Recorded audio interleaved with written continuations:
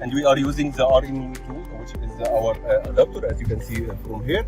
So we can isolate the adapter coming from the Recloser circuit breaker, and we can put our adapter, which is connecting to our 7-meter cable length, as you can see from here, to the ARCO 400. Then you can first entering the USB adapter to be controlled using the mobile phone or Android tablet using the Wi-Fi, and then you can simulate from here the closed simulation and open simulation. Here is the circuit breaker configurator, and you will see also the indication of the circuit breaker in green if it's open, in red if it's closed. Then you have to open the mobile application, as you can see here, and it will be automatically detect the adapter type. Then you have to select the controller type, which is our relay. So this 24-pin, it can come with the BTCC and also Schneider ADVC. So I will here operate with the Schneider ADVC, and then you can save the configuration. If you have a multiple Recloser from the same type, you can use the same configuration. Then you can go for the hardware configuration. You will see the phasor selection.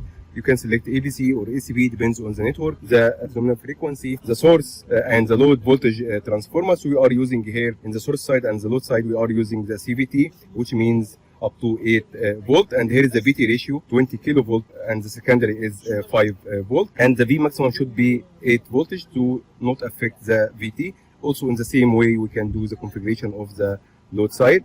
Then also you can configure the current to be 3 channel up to 12.5 ampere, and here is the CT ratio. You can get the CT ratio from the relay parameter setting. Then you can click apply. Then you can go also, you can use also the breaker control or the breaker configurator from here to close the breaker and open the breaker. Also you can use it from the front panel port. Then you can click apply. Then the analog output check, you have to enter this value, so you can select here asymmetric to just to make segregate between the voltage channel, and also for the same for the current, and you can select on. Then you can get the measurement from the protection relay, and you can enter it here. You can save the result from here, and you can enter in the comment about the measurement values, or you can take a snapshot and add it to the ARCO Control software to be printed out in the test report. If you are working with the laptop PC software, then you can click finish. Then you can go for the backup. Then you can select the current backup, load shedding voltage or load shedding frequency. So you will select right now the current backup. Then you can select the fault loop. For the overcurrent, you can select the phase-to-phase or 3-phase. For the earth fault, you can select the phase to neutral. So for example, I will select the ABC.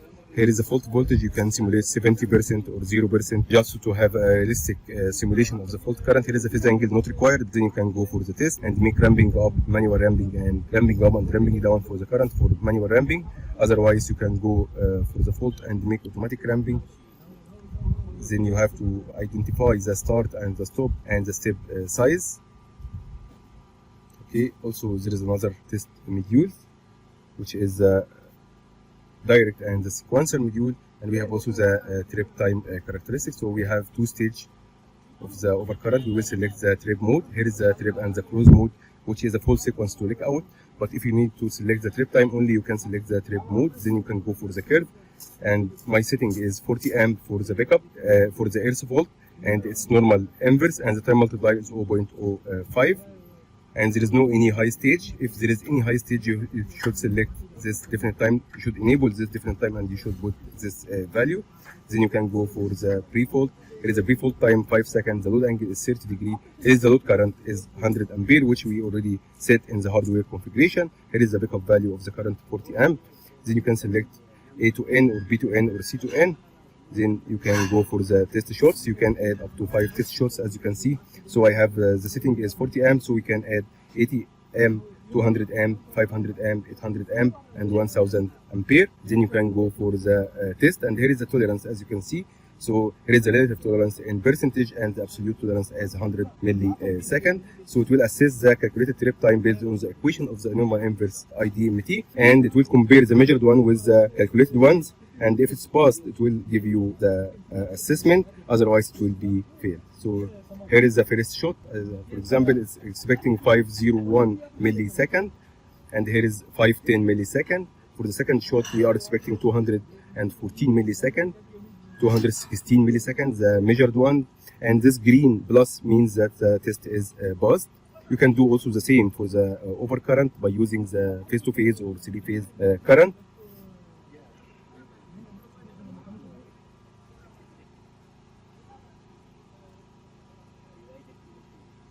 Okay, here is a test result. You can save it from here, and you can give it a name like Earth fault protection, and you can add it to the report.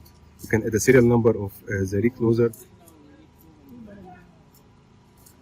As you can see here, Schneider ADVC.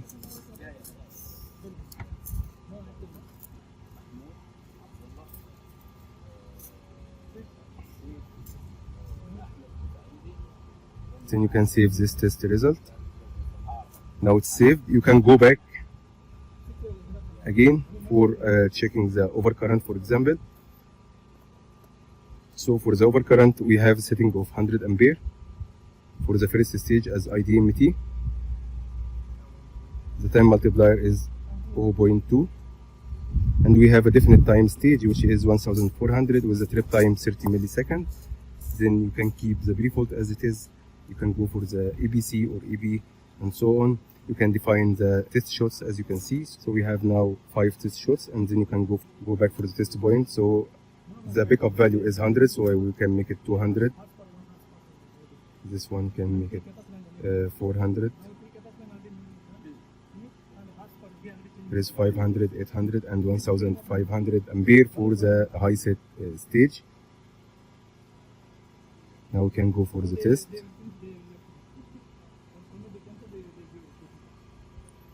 Now it will measure the actual trip time with the expected trip time using the normal inverse equation. As you can see, here is the green check mark, and here is the measured trip time compared with the calculated trip time.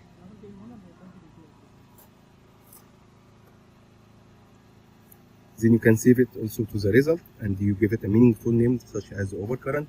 Then you can print the test result from the HTML file as a PDF, or you can print it as a hard copy to be controlled. Now we are controlling the ARCO 400 using the ARCO Control software, using the mobile application, and using the wireless connection using the Wi-Fi adapter called Edimax. So this now is finished. You can save it, give it a name like Overcurrent and RYB.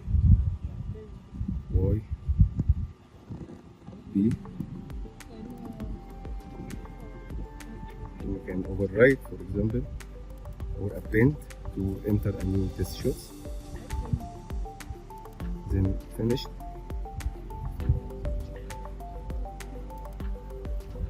Okay, so here is the connection. You can see the connection. Here is a 7 meter cable. Okay, extension cables, 7 meter connected to the test interface for the ARCO 400. And here is the Edimax for controlling using the Wi-Fi network, using the mobile phone with tablet software.